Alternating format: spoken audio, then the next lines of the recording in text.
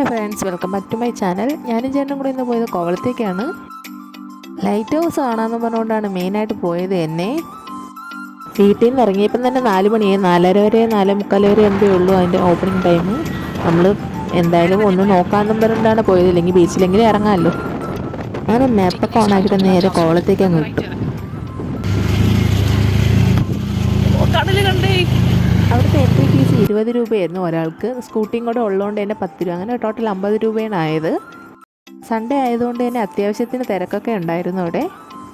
Light ഹൗസിൻ്റെ അടുത്തെത്താൻ വേണ്ടി നല്ലതുപോലെ ദൂരം ഉണ്ടായിരുന്നു, കുറേ നടന്നു.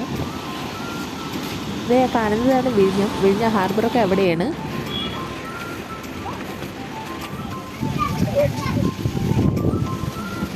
നമ്മൾ രണ്ടുപേരും കൂടെ ഇത് നല്ല ക്യൂ എന്നും പറഞ്ഞോടെ അവിടെ തിരിച്ച് നിൽക്കുന്നത്. അപ്പോഴാണ് അത് ലിഫ്റ്റിലേക്കുള്ള ക്യൂ ആണെന്ന്.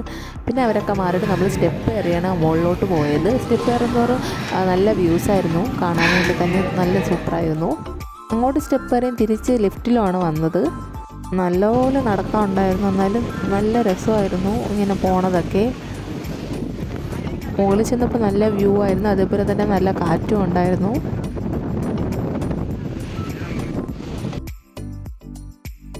പിന്നെ നമ്മളവിടുന്ന് കുറച്ച് ഫോട്ടോസ് വീഡിയോസൊക്കെ എടുത്തിട്ട് കുറച്ച് നേരം കൂടെ നിന്നിട്ട് താഴെ ഇറങ്ങി.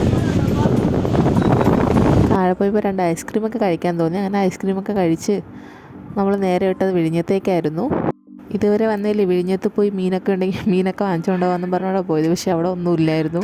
പിന്നെ നമ്മൾ തിരിച്ച് നേരെ വീട്ടിലേക്ക് പോയി. അപ്പം വീഡിയോ ഇഷ്ടപ്പെടണമെങ്കിൽ നിങ്ങൾ എന്തായാലും സപ്പോർട്ട് ചെയ്യണം.